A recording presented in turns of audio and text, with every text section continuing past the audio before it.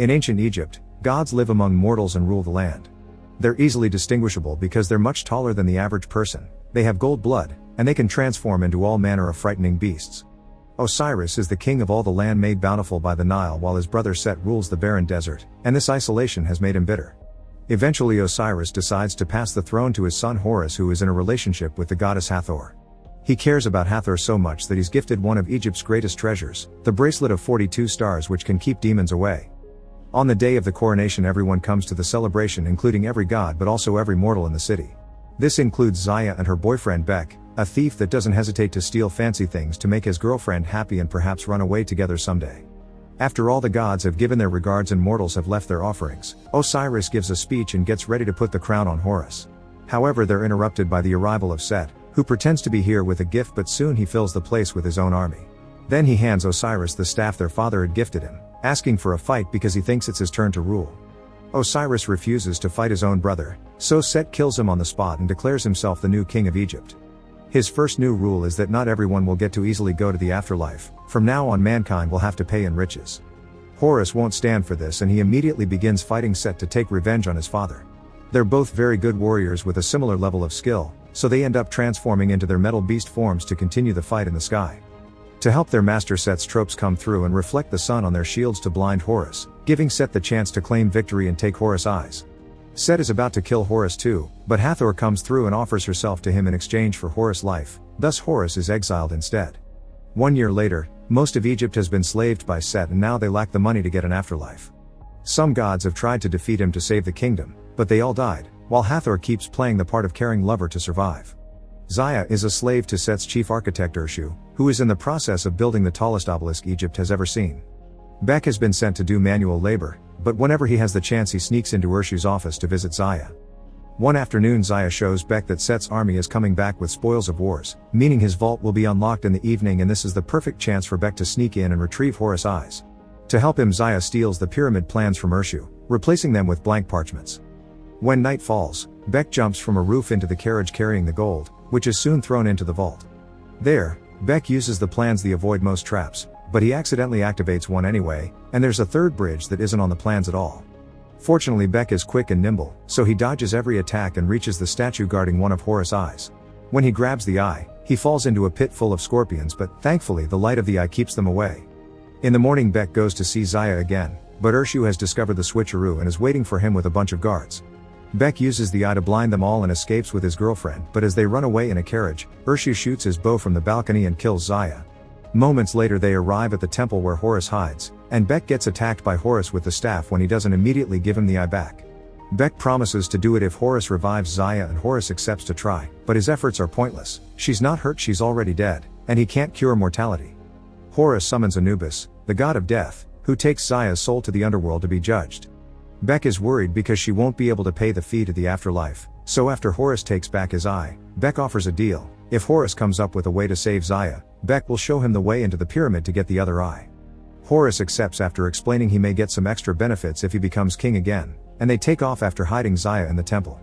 Meanwhile, Set's sending his army to attack another goddess stronghold when he learns about the missing eye. By the time Set goes to Horus' temple, his nephew is already gone, but he does find Zaya's body and takes her necklace after sending his men to find Horus. Back to Horus and Bek, they're currently climbing a mountain because Horus can't transform without both eyes and he needs help to defeat Set. Horus prays to his grandfather, the god of the sun, for a blessing that temporarily allows him to transform again and fly with Bek towards the solar divine vessel where Ra lives. Here, Ra's duty is to fight the shadow beast Apophis every day and keep it away from Egypt. Ra refuses to get involved in Set's conflict because he believes in staying neutral where his sons are concerned, not willing to play favorites. However, he does allow Horus to fill a flask with the waters that surround the vessel. Back in Egypt, the last standing rebel gods have retreated behind their walls, so Set takes the chance to visit his ex-wife Nephthys and takes her wings from her. At the solar vessel, Ra temporarily grants Horus some power so he can fly back with Bek, but he loses it as soon as they get closer to the ground and have a rather unelegant landing. Next they need to use the flask of water to kill the desert, which would weaken Set greatly, but first Horus sends Bek to gather some regular water to drink. Near the waterfall, Bek is ambushed by Set's Minotaur army led by Nephthys. Fortunately, Horus quickly comes to his rescue and easily defeats them all, but Nephthys is only pretending to be dead. He waits for the right moment to push Horus and Bek off the waterfall before fleeing, and the only reason the pair survives is thanks to Horus' staff. Nevis reports back to Set, who kills him for having failed and sends his mighty hunters after Horus. Then Set asks Hathor to take him to the underworld, since she has access there because she used to be counselor to the dead. Hathor pretends she'll think about it, and when she has a free moment, she uses her powers on the sand to make it show her how Horus is doing. When Set finds her, he finally realizes Hathor still loves Horus and she's been lying all this time, so he tries to kill her, but Hathor escapes by opening a portal with her bracelet. At Osiris' tomb, Bek and Horus are pausing their walk back to the city to take a rest. Suddenly, Set's hunters show up riding giant snakes, and it's dangerous for Horus to fight them because he can't stand their venom in his current state. Bek quickly comes up with a plan. He'll run off to serve as bait while Horus hides among the walls, so when the serpent comes closer, he can sneak attack. The plan works and Horus manages to stab the snake, but it doesn't hit its weak spot and now the staff is stuck in the beast's mouth. On their second try, Bek runs for longer and Horus jumps on top of the snake to kill the rider, causing the snake to keep going without direction and fall off a cliff. There's still the other snake to take care of, but at that moment, Hathor shows up and uses her commanding powers to retrieve the staff and make the snake light itself on fire. The trio escapes safely, but Horus isn't happy to see Hathor because he thinks she's nothing but a traitor, not understanding she had to act not to be killed. Bek explains they're planning to get the other eye because he's seen the pyramid plans, but Hathor informs them there's something they don't know about. A sphinx guards the pyramid and it will kill anyone that can't answer its riddle. Horus decides to ask the god of wisdom for help, and on their way there, he won't stop arguing with Hathor about her choices. Tired of being taken for granted, Hathor decides to chat with Bek instead and is shocked to hear about Horus' promise. It shouldn't be possible to bring Zaya back, but for now, Hathor doesn't comment on it. Moments later, the trio makes it to Thoth's temple, which is full of copies of the god because he only trusts himself. Thoth refuses to go with them and tells them to bring the riddle to him instead, but that would get one of them killed. Bek changes his mind by playing his ego and saying he'd tell the Sphinx that Thoth had been afraid of getting the answer wrong. The four of them start making their way towards the pyramid, and Hathor takes the chance to scold Horus for promising Bek things he can't achieve. Horus doesn't feel bad though, because this lie is for the sake of the greater good. When they make it to the pyramid grounds, Horus decides to wait until night falls to pass undetected. While Thoth reminds Horus that Hathor became Set's lover just so Set would spare his life, Zaya uses her magic on the sand to show to Bek an image of Zaya waiting in line to be judged. Because Hathor used to guide souls too, she has the ability to speak to the dead, and she allows Bek to send Zaya a message of his fight to bring her back, which is cut short by Anubis. In the evening, the party approaches the pyramid to find it in constant movement. Bek chooses a door at random and jumps inside, where he parkours his way through a moving bridge that allows him to reach the wheel that makes it all stop. Now the whole group can enter and approach the Sphinx together, however Thoth gets the answer to the riddle wrong and the Sphinx begins attacking them. Bek and Hathor step away, and Horus holds back the Sphinx while Thoth keeps offering possible answers until he gets it right. The correct answer destroys the Sphinx and the group is free to approach the center of the pyramid where they need to drop the water, but a trap is waiting for them. Hathor and Horus get caught in a cage while Set suddenly shows up and steals Thoth's brain. Bek grabs the flask, intending to proceed with the plan, but Set gets him to stop by showing him Zaya's necklace and explaining Horus lied.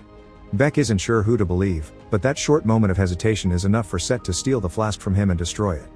Then Set leaves, hoping the pyramid crumbling down will kill them, but Horus manages to open the cage and escapes with his friends by using the wheel as protection.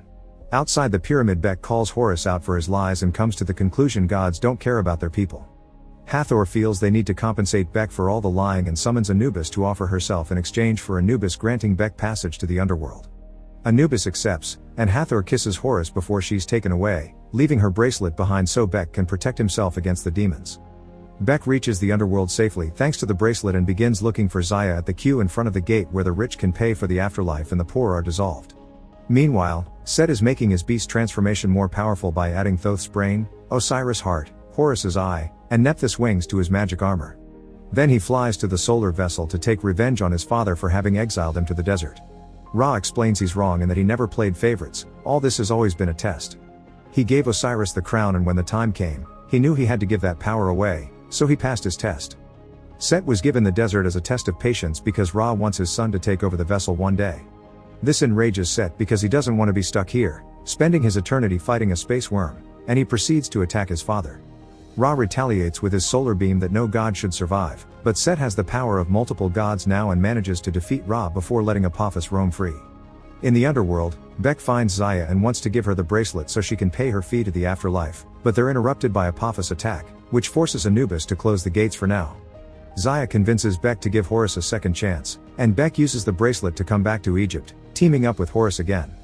A carriage sent by Nephthys takes the duo back to the city, where Set shows up with Ra's spear, and while standing on top of the obelisk, he commands Apophis to attack the Nile, which is the source of all life. Horus and Bek kidnap Urshu to make the architect get them inside the obelisk. While Horus makes his way up climbing, Horus and Urshu take the elevator and end up fighting. Their struggle knocks over a torch and the elevator catches on fire, so Bek ties his rope to the wall and jumps off before the elevator is taken over by the fire, falling down as it takes Urshu with it. At the top of the obelisk, Horus finds Set and begins another fight. Set thinks he's winning this, but Horus is just the bait while Bek shows up for a sneak attack. Putting on his armor, Set attacks Bek, who removes the eye from the helmet before Set pushes him away. Bek throws the eye at Horus, but the god decides to do the right thing and save Bek instead of the eye. Horus apologizes to Bek for everything before finally transforming into his beast form again, because it's good deeds and not greed that decide your worth. After leaving Bek safely on the ground, Horus goes back to fighting Set inside the obelisk, and by hitting the walls he manages to make the building crumble and hit Set as well. Once Set hits the ground, Horus kills it with Ra's spear. Afterward, Horus flies to the solar vessel and gives Ra his spear back, which instantly heals him with power. Ra wastes no time in fighting Apophis and sending it back the way it came, allowing Anubis to open the gates again. Horus returns to Egypt and receives his other eye from a child that picked it off the ground. Then, Horus checks on Bek, only to discover Set's push had wounded him and the boy dies in front of him. Overwhelmed with grief, Horus takes Bek's body to his temple so he can be next to Zaya. At that moment, Ra shows up and revives the young couple as a thank you to Horus for helping him. A few days later, Egypt is bright with life again. All the people have been freed and Horus is finally crowned king officially by Thoth. The first thing he does is correct the rules of the afterlife. Good deeds will decide if you pass or not your riches. Bek is named chief advisor to the king, and he gives Horus back the bracelet so he can go to the underworld and rescue Hathor. Make sure to subscribe and turn on notifications so you can watch more videos like this. Thanks for watching.